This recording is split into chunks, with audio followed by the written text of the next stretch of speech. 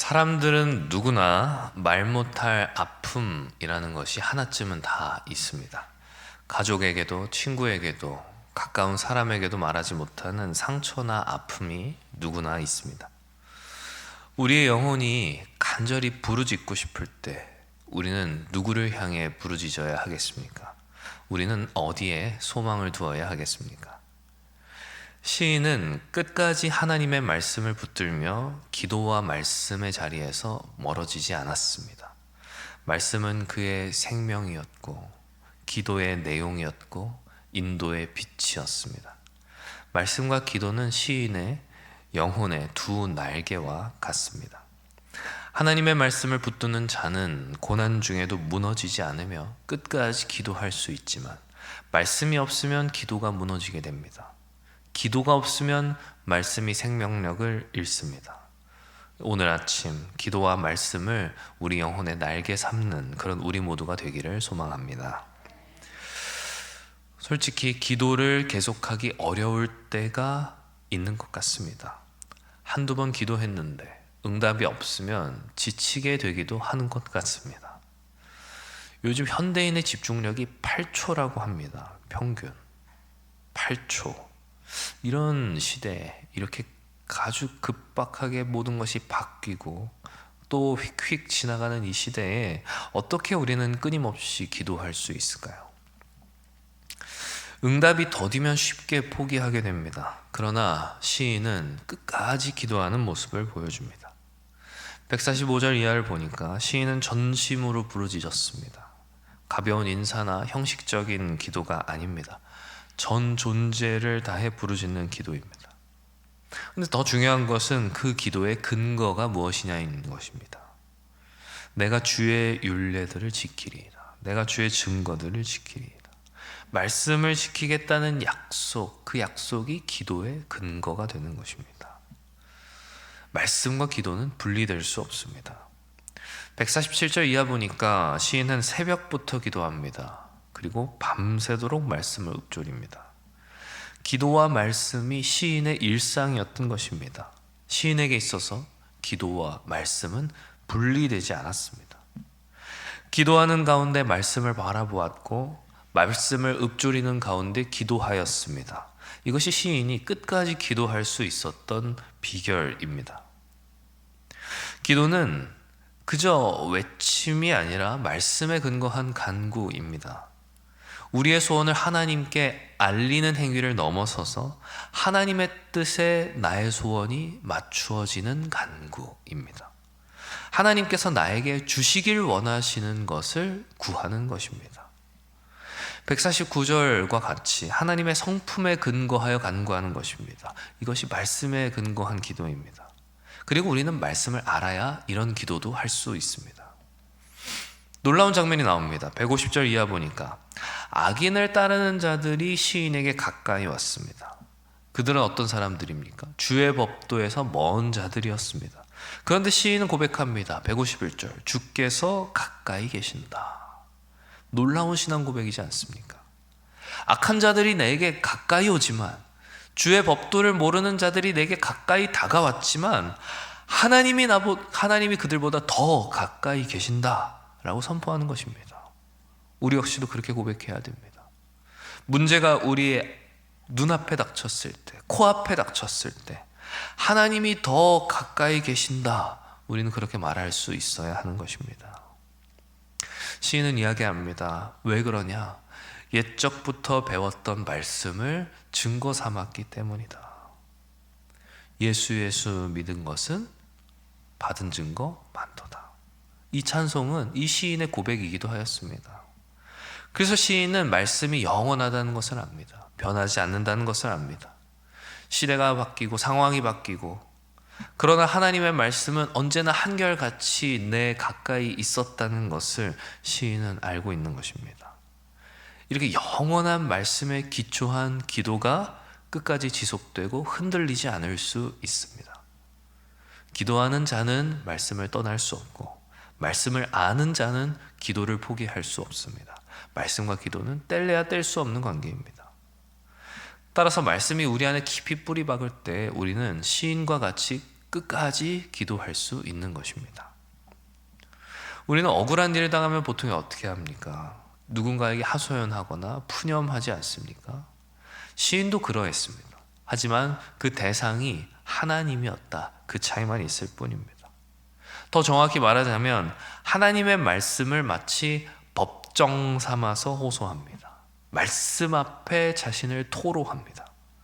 신에게 있어서 하나님의 말씀은 삶의 모든 판단 기준이 되는 법전과 같은 것이었습니다.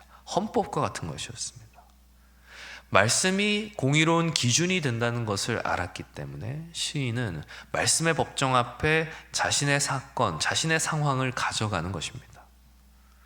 153절 보면 시인은 구합니다. 나의 고난을 보시고 나를 건지소서. 하나님께서 자신의 고난을 보아주시기를 구합니다. 그런데 그 근거가 무엇입니까? 내가 주의 법을 잊지 아니함이니이다. 시인은 자신이 말씀을 지켰다는 사실을 근거로, 주의 법도를 잊지 않았다는 사실을 근거로 하나님의 구원을 간구하고 요청하는 것입니다. 그만큼 내가 하나님의 말씀을 가까이 했다고 내가 공로를 자랑하는 것이 아니라 하나님 당신은 자신의 말씀을 지키는 자들을 결코 버리지 않으시지요. 그렇게 지금 믿음으로 고백하고 있는 것입니다.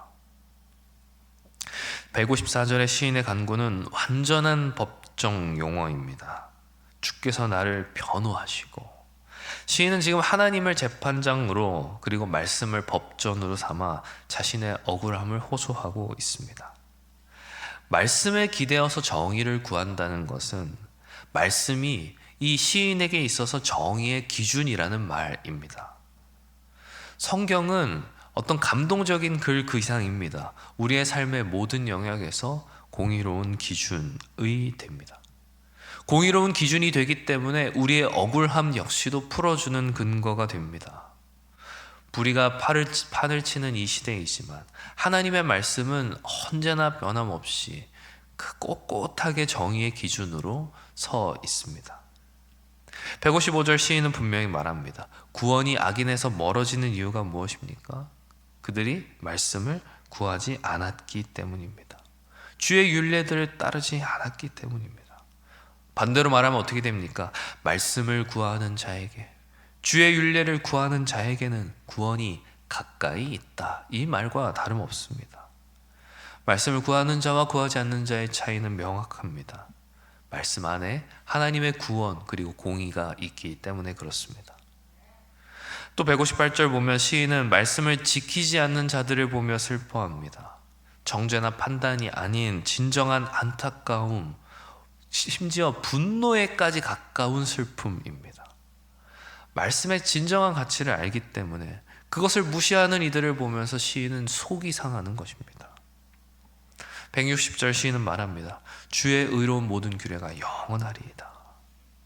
119편 내내 계속해서 나오는 것이지만 하나님의 말씀이 영원하고 변함없다는 사실은 시인이 말씀을 법정 삼아 호소할 수 있는 이유이며 그 말씀을 생명의 길로 따를 수 있는 근거가 됩니다. 우리가 신앙생활을 아무리 오래 했더라도 때로는 삶의 상황 가운데에서 방황할 때가 있습니다.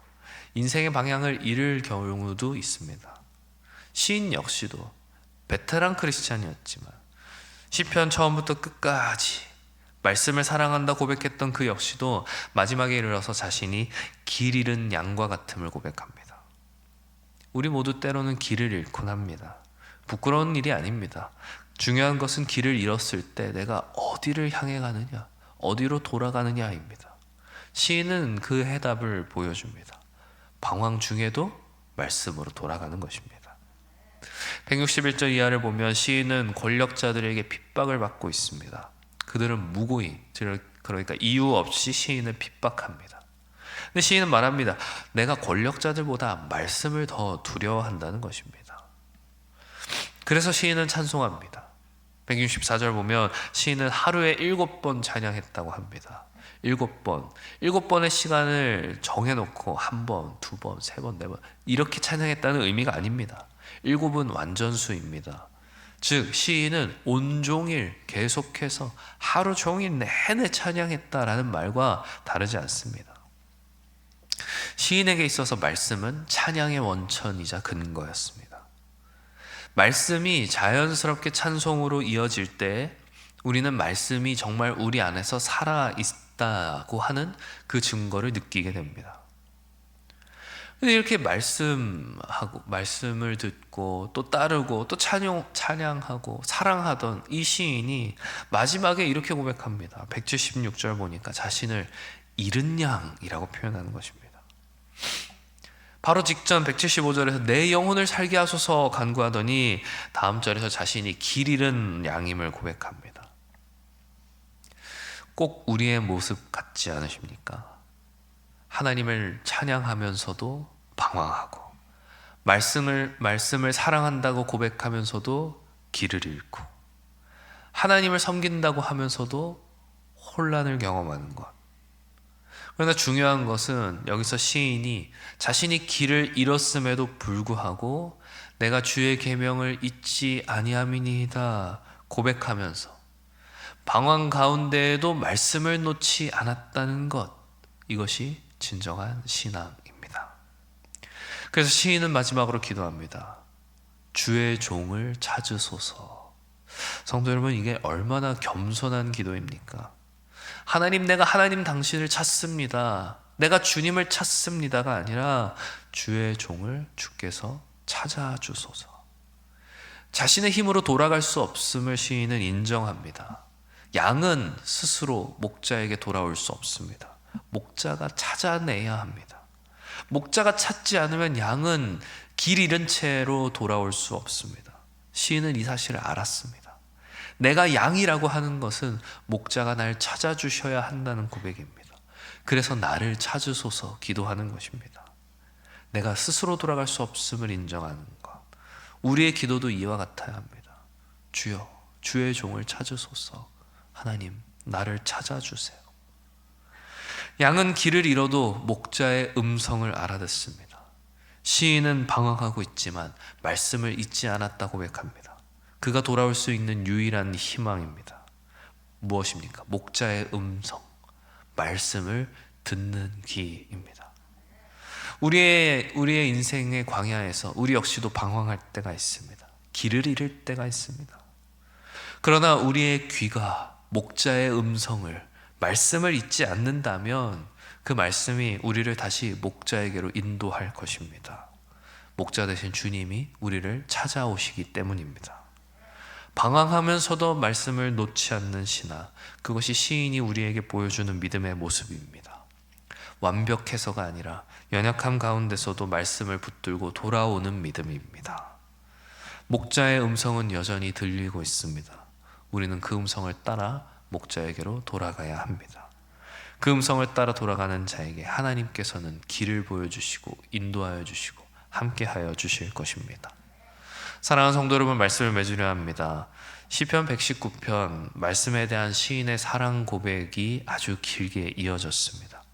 176개 구절, 알파벳 22개를 따라 쓰여진 이 시편이 내가 잃은 양같이 방황하오니 주의 종을 찾아달라고 하는 이 고백으로 끝이 납니다. 마치 우리의 인생의 서사, 역사와 같습니다. 말씀에 대한 사랑을 노래했지만, 기도했지만, 찬송했지만 마지막에는 여전히 방황하는 존재가 우리라는 사실을 인정하고, 하지만 그 가운데서도 절망하지 않고 주여 나를 찾으소서 기도하는 것, 우리의 인생이고 신앙의 자세입니다. 시인은 말씀을 사랑하면서 동시에 끊임없이 기도합니다. 말씀을 묵상하는 가운데 동시에 기도합니다. 말씀은 기도의 근거가 되고 기도는 말씀을 살아있게 합니다. 이 두 날개가 시인의 영혼 안에서 균형을 이룰 때 시인이 그랬던 것처럼 우리 역시도 우리의 신앙은 하늘을 향해 날아오르게 됩니다. 주여 나를 찾으소서, 이 시인의 마지막 기도는 우리 주 예수 그리스도 안에서 완벽하게 응답되었습니다. 말씀이신 그분 자신이 자신을 잃어버린 양으로 고백하는 죄인들을 위해, 시인을 위해, 그리고 우리를 위해 이 땅에 오셨고 십자가에 달려 죽으심으로 자신의 목숨을 버리셨습니다. 그 말씀이신 그리스도께서 우리 안에 성령으로 함께하고 계십니다. 우리 안에 거하시며 우리에게 말씀하시며 우리를 인도하십니다. 우리가 방황할 때에도 우리를 찾아오시고, 잃은 양을 찾기 위해 99마리의 양을 버려두고 나서는 목자와 같이, 그리고 찾았을 때 어깨에 메어 기뻐 돌아오는 목자와 같이 우리를 찾아오십니다. 우리 모두 시인의 마지막 고백처럼 내가 잃은 양같이 방황하나 주의 종을 찾으소서. 하나님 나를 찾으소서. 이 겸손한 기도로 하나님께 나아가기를 원합니다. 사랑하는 성도 여러분, 부디 바라옵기는 오늘 이 아침 주여 나를 찾으소서, 그렇게 고백하며 말씀과 기도의 두 날개로 저 주님께 날아오르는 저와 여러분들 다 되시기를 주님의 이름으로 축원합니다. 기도합니다.